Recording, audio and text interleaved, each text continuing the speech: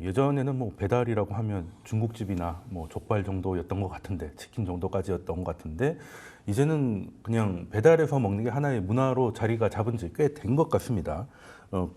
그러면 배달앱에서도 아무래도 첫 번째 가장 큰 시장 마켓시ェ어를 차지하고 있는 게 배달의 민족일 텐데, 여기서 이제 포장 주문에 대해서도 이제 수수료를 매기겠다는 보도가 있었는데요.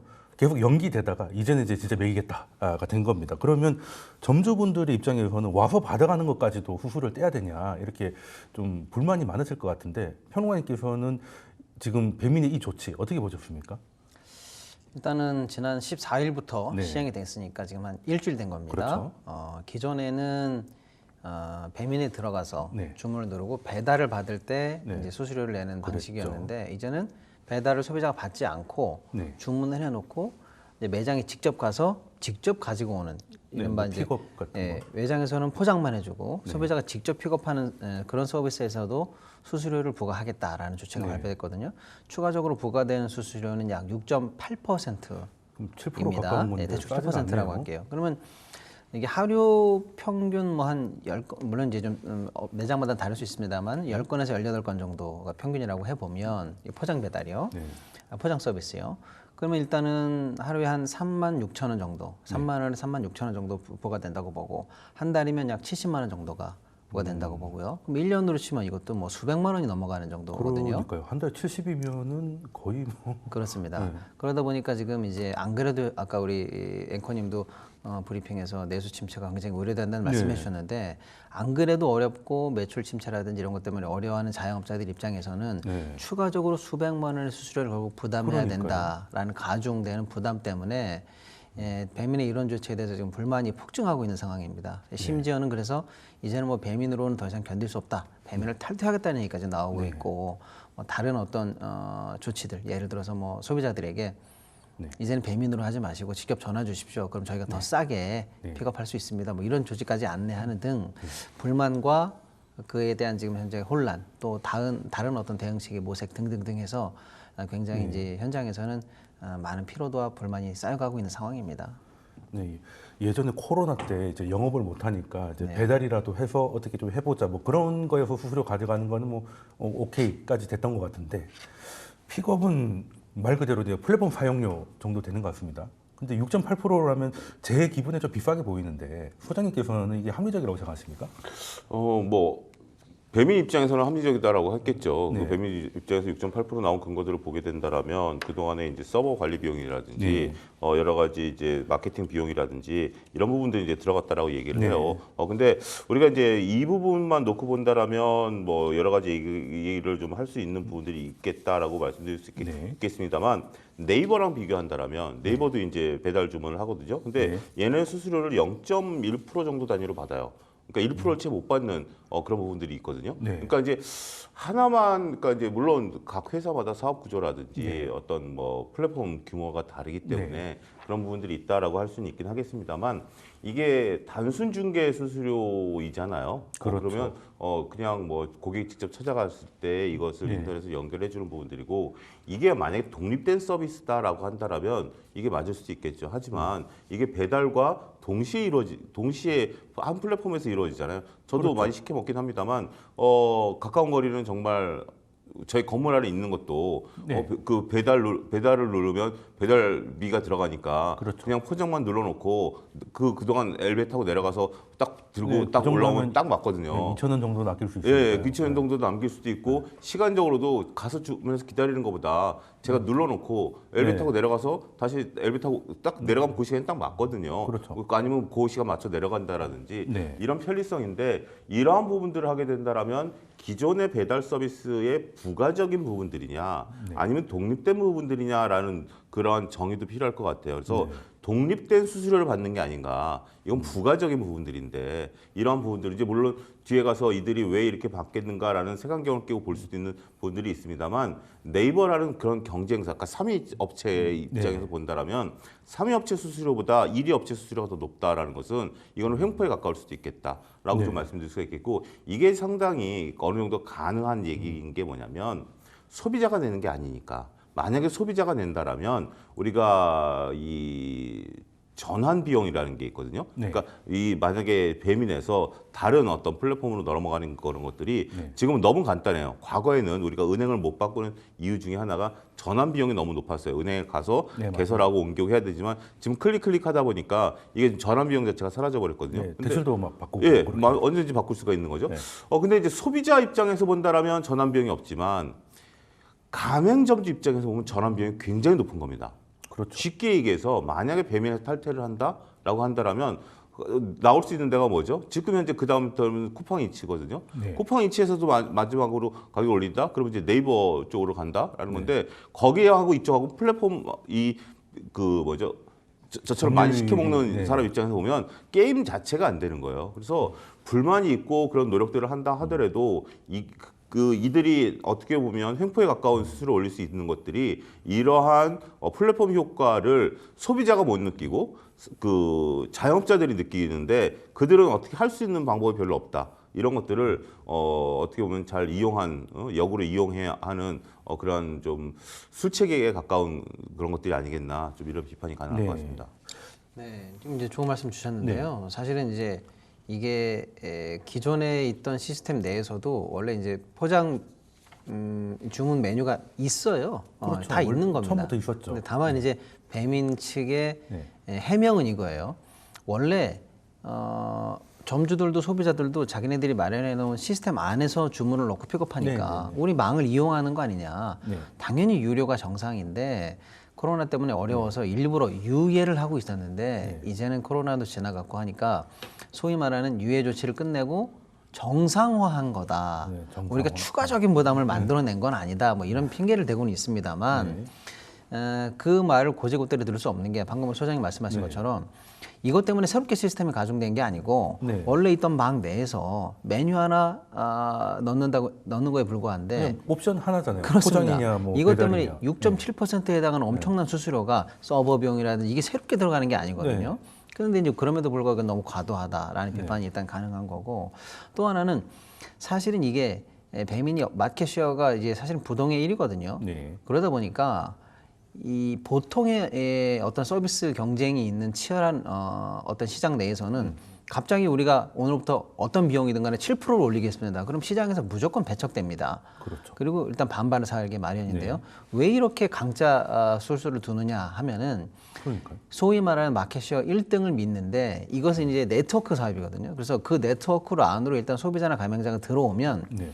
다음 네트워크, 다른 네트워크가 이 정도의 네트워킹 파워를 갖기 전까지는 게임이 안 되는 시장이에요. 이른바 갇힌다는 얘기거든요. 네. 그래서 이게 우리가 락인이라고 하거든요. 네. 소비자나 매장이 다 쓰던 걸 쓰게 된다. 예, 여기 안에서 네. 락인 갇혀서 나갈 수가 없어요. 우리가 예를 들어서 카카오톡 서비스가 네. 뭐 네이버의 라인보다 얼마나 뛰어나겠어요? 그럼 비교에 따라서 다를 수 있겠습니다. 그냥 비슷한 서비스인데 카카오가 이미 어마어마하게 네트워킹이 끝났기 때문에 네이버가 아무리 라인을 좋게 만들어도 안 되는 거예요. 네, 가면 혼자 있고 막. 그렇습니다. 내가 혼자 있기 때문에 이게 바로 락인 효과거든요. 오히려 그런 걸 이용해서 소위 말하면 시장 지배적 지위를 이용해서 수수료의 횡포를 부리기 시작했다. 이런 부분에서 일단은 좀 비판을 사고 있다. 이렇게 봐야 되는 게 맞겠습니다. 예.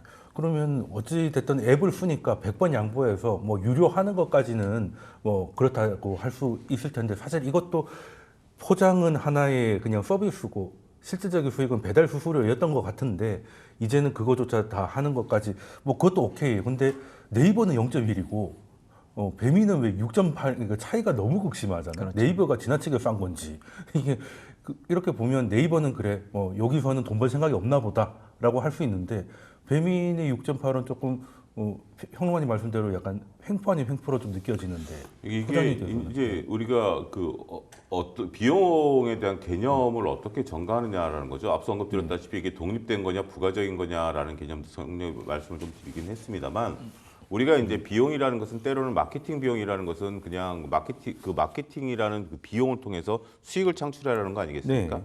근데 우리가 단순하게 이것을 포장을 한다라고 하면 그 집을 영원히 포장만 이용하는 고객이 있을까? 저는 그렇게 생각하지 않습니다. 저도 아까 말씀드렸다시피 저희 건물에 있는 것을 가기 위해서 제가 슬리퍼 끌고 내려가기도 하지만 때로는 배달을 시키기도 해요. 그 집에서. 네, 뭐 상황에 그렇긴 하죠. 따라서. 그러니까 어떻게 보면 이게 마케팅 비용의 개념으로 그러니까 이제 앞서 평론가님 말씀하셨다시피 이게 그 배민이랑 플랫폼을 이용하는 거기 때문에 플랫폼 비용을 낸다라는 개념은 둘 다 똑같은 거예요. 네. 플랫폼 비용은 둘 다 똑같은 건데 우리가 보다 많은 딜리버리 서비스에 있어서의 수수료를 받기 위해서 포장은 서비스 개념의 마케팅 개념으로 들어가줘야 되는데 일단 지금 배민의 입장이 그렇게 넉넉지 않다라는 거죠. 매출 대비 영업이익 증가율이 상당히 좀 꺾여 있다라고 보니까 이들 입장에서 본다라면 이제는 서비스로 주기에는 쉽지 않겠다라는 개념이고 이거는 어떻게 보면 자충수일 수도 있겠는데 이것도 저는 단순히 결정됐다라고 보기는 어려워요. 보통 우리가 자영업자분들이 순수익에서 한 달에 한 7, 80만 원씩 더 부가적인 분을 낸다. 이건 순수익에서 내는 거 아니겠습니까? 그렇죠. 이건 굉장히 큰 거죠. 지금 현재 대부분의 우리나라 자영업자분들이 한 달에 뭐 200만 원도 못 가져가는 입장인데 그러면 정말 알바생보다 이제 더 돈을 못 가져가는 그런 형국이 된다라는 부분들이죠. 그러니까 저항이 굉장히 강할 거예요. 그런 부분들을 염두를 하긴 했을 텐데 평상시 이제 경제가 잘 돌아간다라면, 그러니까 배민도 지네가 자기네들이 이익을 잘 내고 있다라면 이렇게 안 했겠죠. 그 다음에 뭐 경제가 잘 돌아간다라면 울며 겨자 먹기로 내가 만약에 한 4, 500 번다라면 100만 원 띄워주고 이걸 할 수 있겠죠. 근데 자영업자들이 지금 한계에 몰린 상태에서 자기네들이 어렵다고 해서 이런 정책을 펼쳤다라는 것은 제가 장고 끝에 악수를 둔 행위일 수도 있겠다라고 하는 거죠. 여기에 지금 우리가 지난번에 얘기했다시피 홈플러스 사태에서도 지금 그 단순하게 그 전에 그 BMK가 다른 기업들을 인수합병하는 과정에 있어서 여러 가지 잡음들이 있었으면 이렇게 수면 위로 올라온 건 아니잖아요. 근데 홈플러스라는 수많은 자영업자들이 있는 상태에서 이게 수면 위로 올라왔듯이 배민 같은 경우 평상시에 이런 게 올렸다. 쿠팡이츠가 원래 쿠팡 같은 경우가 3,000원 그 구독료를 더 올렸잖아요. 거의 지금 10,000원 가까이 되지만 그게 그렇게 그러니까 어떻게 보면 거의 한 40% 올린 거예요. 40% 올린 그렇죠. 건데도 7,900원. 네, 실질적으로 40% 올린 거지만 그렇게 크게 이게 수면 위로 올라오지는 않았어요. 네, 저항이 별로 네, 없었죠. 뭐 이런 적당한 정도였었는데 이거는 우리가 과거 택시료를 확 올려놔서 갑자기 사회의 어떤 시스템이 확 바뀌어놨듯이 지금 자신들이 나름대로 심사숙고했다라고 하지만 이거는 소비자들 입장에서도 소비자가 내는 건 아니지만 소비자들에게 충분히 어필할 수 있고 공감대를 형성할 수 있다라고 본다라면 이제 그 배달하면서 그런 걸 할 수 있겠죠. 이제 앞으로는 배민을 우리 안 하니 다른 플랫폼을 이용해 주십시오라는 쪽지들을 저희가 자영업자라면 그런 쪽지를 돌릴 거예요. 전화를 한다라면 뭐 서비스를 뭐 한다라든지 이런 것들을 배민이 알아서 그러면 배민에서 탈퇴시킬 뭐 강제 규정이 있을 수도 있겠죠. 하지만 그게 어떤 하나의 어떤 운동처럼 일어나게 된다라면 이거는 결국 배민한테는 자충수가 될 수밖에 없는 거죠. 우리가 우리 그 국민들이 무서운 게 물론 이거는 극단적인 경우지만 민족 문제가 붙었을 때 강남에서 L 승용차가 사라져 버렸고 지금 아예 볼 수가 없는 상황이 돼 버렸죠.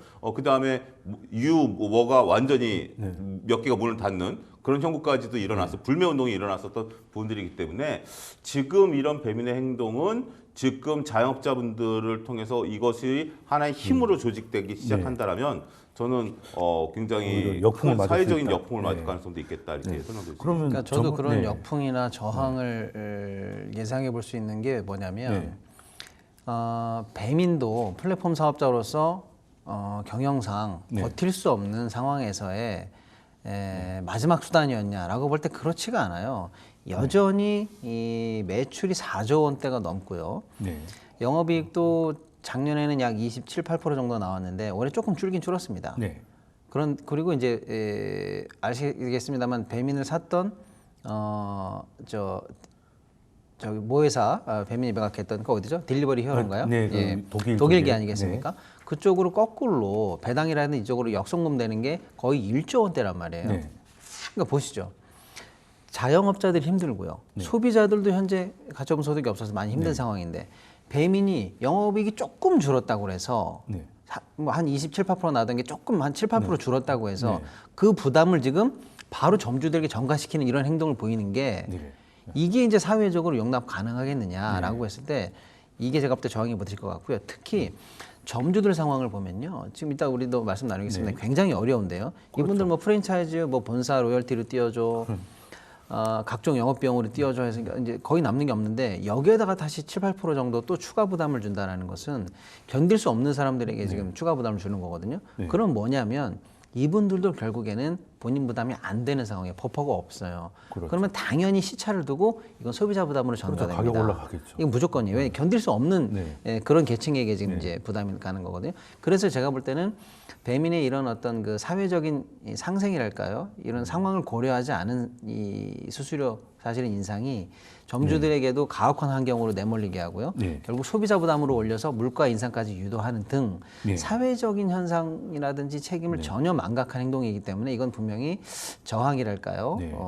불만이랄까요? 역풍이랄까요? 이런 게 좀 충분히 우려된다 이렇게 좀 네. 볼 수 있겠습니다. 사실 7%라고 하면 결코 작진 않을 것 같습니다. 게다가 일회성 비용이 아니고 고정 비용이기 때문에 일부 점주분들에게는 이제 영업 행위를 할 수 없는 수준까지도 갈 수 있을 것 같은데 그러면 제가 점주라고 하더라도 그럼 배민 외에 다른 대안을 좀 찾아봐야 되지 않겠냐는 생각을 좀 할 수밖에 없는데 그럼 이제 남아 있는 게 한 2개 있지 않습니까? 뭐 네이버는 이제 그냥 메뉴판을 보여주는 역할이 큰 것 같고 주로 배달 앱이라고 하면 이제 쿠팡이츠나 아니면 뭐 요기요가 있을 것 같은데 그쪽은 지금 어떤 움직임이고 그리고 거기서는 영업이익이나 이런 것들을 봤을 때 배민을 또 따라가지 않을까 하는 걱정도 있거든요. 그거 어떻게 보십니까? 일단 뭐 쿠팡이츠 같은 경우는 우리가 그 앞서 언급드렸다시피 이제 한 거의 9,000원 돈을 월정액을 내게 된다라면 쿠팡과 관련된 다양한 서비스들을 또 받을 수가 있죠. 그러니까 OTT 서비스를 배부를 해서 쿠팡의 무료 배송이라든지 아니면 쿠팡이츠의 무료 배달까지 이제 서비스를 받고 있으니까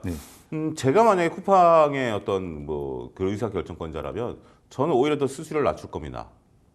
오히려 수수료를 낮춰서 공격적으로 수수료를 낮춰서 보다 많은 그리고 그다음 캠페인을 할 겁니다. 우리는 자영업자와 상생을 한다라는 캠페인. 그러니까 그 어떻게 보면 사회 공익 캠페인을 하겠죠. 그렇게 그런 어떤 식으로 해서 이번에 배민을 따라잡을 수 있는 절호의 기회가 된다라고 할 수 있겠죠.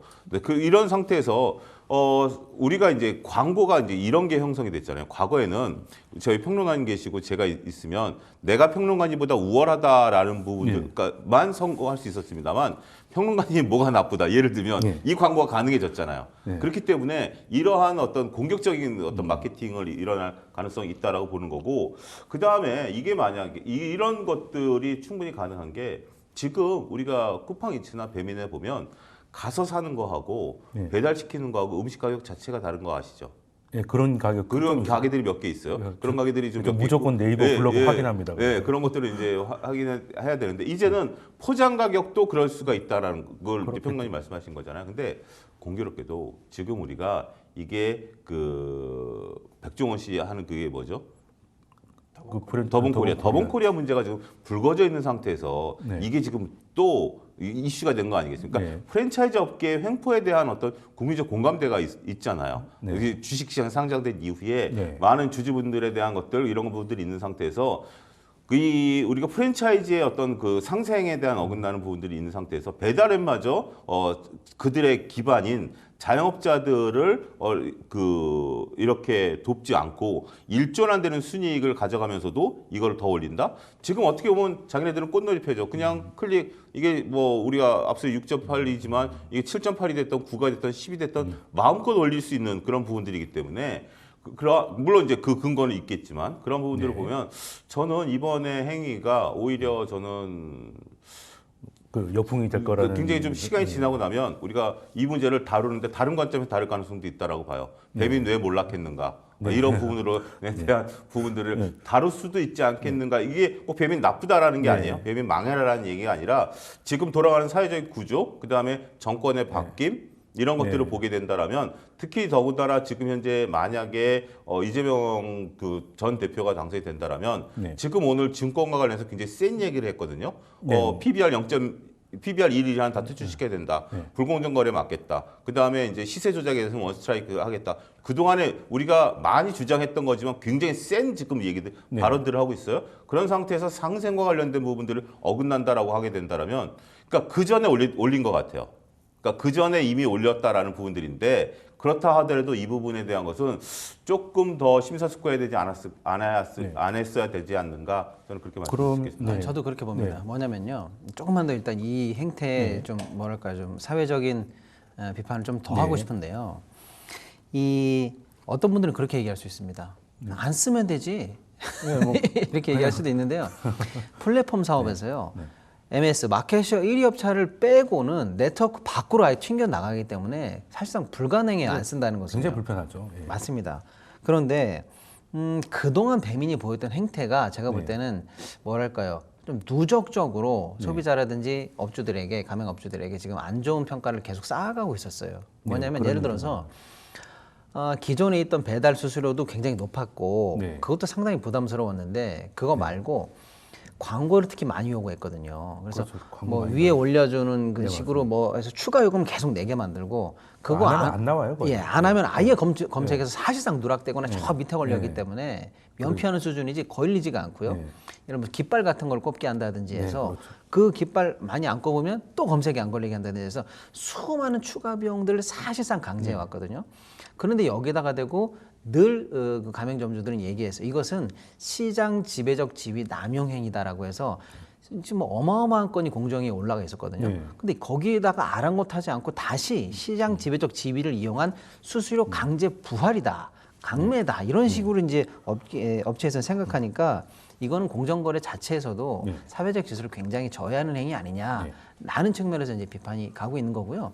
근데 이런 비판에도 불구하고 한 기업을 운영하는 회사가 스무스하게 사실은 할 수도 있었을 텐데 왜 이렇게 거칠게 러프하게 이렇게 비판을 감수하고도 업계가 이런 일을 했느냐. 아까 말씀드린 것처럼 잠깐 뭐 조금 줄어든 영업이익을 저 본국으로 대주주들에게 송금하기 위해서 뭐 그 좀 했겠다 이런 걸 수도 있겠습니다만은 저도 소장님 의견에 동의하는 게 어쨌거나 이번 선거 지나고 나면 또 내수가 너무 안 좋기 때문에 상생 또는 이제 자영업자들에 대한 어느 정도의 보완 이런 게 이제 정권 어느 분이 되더라도 어쩔 수 없이 가는 흐름이 잡힌단 말이에요. 그러면 그때 가서 아예 못 올릴 바에는 지금 욕먹더라도 지금 할 수 있는 모든 조치를 해놓자라고 하는 굉장히 지금 위기인 타이밍을 오히려 타이밍을 쟀다. 이용하려고 하는 거니까 이건 비난 가능성이 더 크지 않나 이렇게 보는 거죠. 그러면 보통 이제 상생이 되려고 하면 그냥 마음만으로 되는 건 아니지 않습니까? 정부가 또 억누르는 것도 한계가 있을 거예요. 그러면 가장 좋은 게 이제 경쟁을 시켜가지고 뭐 플랫폼이 3개 있는데 여기만 비싸게 받으면 이제 자연스럽게 넘어가면 되는 것인데 그래서 쿠팡이 피츠가 뭘 하면 좋겠다고 말씀까지 주셨어요. 근데 쿠팡이보다 사실 그런 분위기는 별로 아닌 것 같습니다. 얼마 전에 또 쿠팡이츠 같은 경우는 자기들에게 최우선 혜택을 달라고 해서 뭐 최혜 대우 조건인가요? 이런 거를 좀 요구한 게 있어가지고 문제가 됐던 게 보도가 됐던 기억이 있는데 이게 그냥 동의 의결로 그냥 계속 가겠다는 식으로 움직이고 있다고 하더라고요. 그러면 사실은 쿠팡은 쿠팡대로 뜯어먹고 배민은 배민대로 수수료 올리고 뭐 상생은 안 되고 각각의 다른 방법으로 어떻게 보면 이제 고통을 좀 가중시키는 거 아닌가 이런 분위기가 돼서 조금 분위기가 결국에는 그냥 가격 인상으로 마무리될 것 같다라는 생각이 좀 드는데 그럼 다른 이게 데도 지금 이제 우리가 보면 그 일부 지자체에서는 지자체 웹들을 개발해내고 있거든요. 물론 이제 플랫폼 효과가 그렇게 높지는 않죠. 앞서 우리가 언급드렸다시피 네이버 같은 경우도 쿠팡이츠조차도 따라가지 못하고 있는 상황이기 때문에 아무리 새로운 웹이 개발된다 하더라도 그런 것들이 좀 불편하거나 우리가 이제 독립된 어떤 그 조그마한 그 기업 그 뭐죠 자영업자분들의 개별 웹이 있는 데들도 있어요. 그럼 저 뭐 고흥에서 제가 회를 시켜 먹는다라든지 뭐 스마트 스토어를 하든지. 사과를 시켜 먹는다든지 건데 근데 그 지역에 보면 상품들이 굉장히 적고 그런 어떤 그 배달과 우리가 음식과는 좀 다른 홍보가 어떤 안 돼요. 개념이죠. 그렇기 때문에 그 지역에서 경기도 같은 경우 경기도 배달 웹이라든지 이런 것들을 운영하고 있긴 하거든요. 그래서 그렇기 때문에 공공부문에 대한 부분 거기 이제 수수료가 없으니까 공공부문에 대한 어떤 더욱 더 정밀화된 플랫폼들을 개발시켜서 스스로가 과도하게 독점적인 지위를 누리지 못하게 결국 시장 경제에 맡길 수 있는, 그러니까 공공이 끼어들어서 시장 경제를 전환시킬 수 있는 이러한 방안들도 한번 좀 차제에 한번 우리가 더욱더 고민해봐야 되는 것들이 아니겠나 이렇게 말씀드릴 수 있겠습니다. 저는 이제 2가지 방향이 좀 필요하다고 봅니다. 하나는 이 쿠팡의 방식이 절대적으로 옳다는 건 아니에요. 옳다는 건 아닌데 쿠팡이 보여주고 있는 방식은 뭐냐면 가둬놓은 소비자들, 아까 얘기했지만 락인 효과에 갇혀있는 소비자들을 상대로 지금 배민은 갇혔으니까 별 수 없지 우리한테 착취 당해라 약간 이런 시스템인데 쿠팡은 가둬놓은 소비자들을 계속 갇혀있게 만든 락인 효과를 유지하기 위해서 새로운 시스템을 계속 소비자들에게 베네핏을 주고 있어요. 그래서 쿠팡 같은 경우에는요 3,000원씩 구독료를 올려도 불만이 없어요. 왜 없냐? 그 대신 우리 다른 TV 무료로 보게 해드립니다. 손흥민 경기 공짜로 볼 수 있습니다.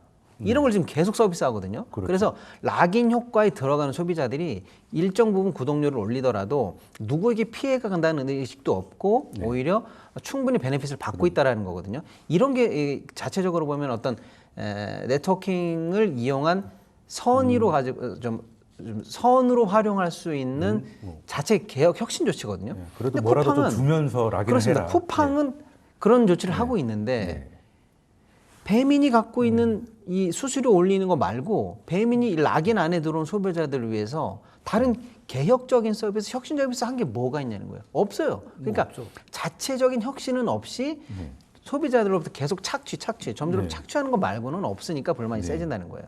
그런 의미에서 쿠팡이츠의 사례가 좀 도움이 될 것 같고 그런 측면에서 쿠팡은 월 구독료를 3,000원 올렸습니다만 그건 소비자한테 올린 거거든요. 그렇죠. 대신에 지금 무료 픽업 서비스를 하고 있는 거예요. 자기네들 계속 무료로 한다는 거예요. 이게 비교되지 않습니까? 그러니까. 그런 측면에서 이제 배울 게 있다는 거고 또 하나는 정부나 제도권 안에 있는 개선점을 좀 말씀드리고 싶은데 공공 배달앱 너무 좋습니다. 그런데 왜 활성화가 안 되느냐? 예산을 안 넣어요. 왜 안 넣는지 아세요? 제가 보니까 예산을 넣은 지자체도 덜어 있는데 한두 해 정도 넣고 소기의 성과를 내봐라 하니까 안 나오죠. 그러니까 사업이 영속성이 없는 거예요. 그런데 생각해 보시죠. 수조 원대 매출을 일으키고 있는 민간 영역과 상대하고 있는 공공 영역인데요. 몇천억 이렇게 조금 넣어가지고 전국 단위로 이렇게 해가지고 여기를 이길 수 있다는 게 말이 안 되지 않습니까? 그렇죠. 그러니까 제가 볼 때는 이거 국가 사업으로 해야 됩니다. 왜냐하면 그러니까 국가가 전부 다 하라는 게 아니고요. 국가별로 지원을 해서 지자체별로 이걸 성공시킬 수 있는 국가 단위 지원 사업이 돼야 돼요. 왜냐하면 생각해 보십시오. 저는 이렇게 어쨌거나 배민의 대주주가 배당을 1조 이상 가져간다. 이걸 좀 굳이 이 자본주의 사회에서 나쁘다고 생각할 수는 없습니다. 그게 악은 아닌데, 악은 아닙니다만 앉은 자리에서 1, 2조씩 해외에서 계속 우리 돈이 나가고 있는 상황인데 공공이 여기에다가 전국적으로 들어가는 돈이 몇백억도 안 돼요. 그런데 생각해 보면은 만약에 우리가 국부라고 한다면 그걸 지킬 수 있다라고 하면은 몇 천억 정도 투자해야 될 공익적 이유가 충분하지 않습니까? 그렇게 해서 공공앱 네트워크도 만들고 그래서 예를 들면 제가 부천에서 한다. 그럼 부천 앱도 했다가 그 마일리지나 이런 걸 그대로 가지고 제주도 가서도 또 한 번 이용할 수 있고 이렇게 전국 단위로 할 수 있는 마일리지 통합이라든지 또 정부가 그 지원금을 통해서 네트워크 활성화 사업, 각 그 가맹점 계속 늘리는 사업을 하고 결정적으로 갑론을박은 있습니다만 지역 화폐를 여기에 연동시키는 거예요. 그러면 혜택을 2배를 준다든지. 되고 있더라고요. 그렇죠. 그렇게 해서 과감한 인센티브 전략을 해서 저는 배민의 이런 어떤 시장 지배적 지위 남용 행위도 좀 비판을 받아야 되는데 계속 비판만 할 수 있습니까? 안 됩니다. 그렇죠. 그러니까 결국에는 민간을 벌하는 퍼니시먼트를 주는 방식으로는 시장이 개선되지 않거든요. 이쪽에다가 같이 경쟁시킬 수 있는 공공앱에다 인센티브를 주는 방식으로 해서 민간 시장과 동시에 경쟁하는 방식으로 가야 이쪽은 좀 비싸더라도 서비스 개선으로 가는 거고 이쪽은 싸지만 상생으로 가는 거고 이런 식으로 시장이 좀 균형을 찾지 않을까 이런 생각이 좀 듭니다. 그 공공 배달 그 말씀을 주셨는데 얼마 전에 또 결과를 보니까 가장 그 의지가 있었고 예산이 있었던 게 그 이재명 당시 도지사가 했었던 경기 배달 앱인데 지금 매년 60억 이상 적자라서 존폐 위기에 몰려 있다라고 그게 그럴 수밖에 없는 게 이게 마케팅 비용이 이게 예산으로서는 불가능한 그러니까 저는 거라고 하더라고요. 지금 60억 적자가 났다. 그럴 수밖에 없다고 봅니다. 그럼 이게 계속 나면 계속 적자죠. 적자를 만회하려면 어떻게 됩니까? 한 번에 밑빠져나게 물을 부어야 돼요. 그래서 이게 적자가 안 나는 정도의 그 감행을 받아야 되거든요. 그 활동을 한번 제대로 해보고라도 좀 얘기를 했으면 좋겠어요. 그것도 가능할 것 같고 근데 문제는 또 거기서는 또 그런 얘기가 나오는 게 그래서 민간 업체들이 그 정도 수수료 받는 건 그렇게 받아야 이게 유지가 되기 때문이지 공공에서 그냥 무조건 계속 넣기에는 말 그대로 한국 배달공사를 만들기 좀 쉽지 않은 거 아니냐 이런 여러 가지 얘기가 좀 있었던 것 같은데요. 자 그러면 일단 배달을 우리가 지금 안 할 수는 없고 새로운 상생의 그 뭔가의 접점을 좀 찾아봐야 된다는 두 분의 말씀이 있으셨습니다. 그러면 이제 두 번째 주제 넘어가서 이야기 이어가도록 하겠습니다.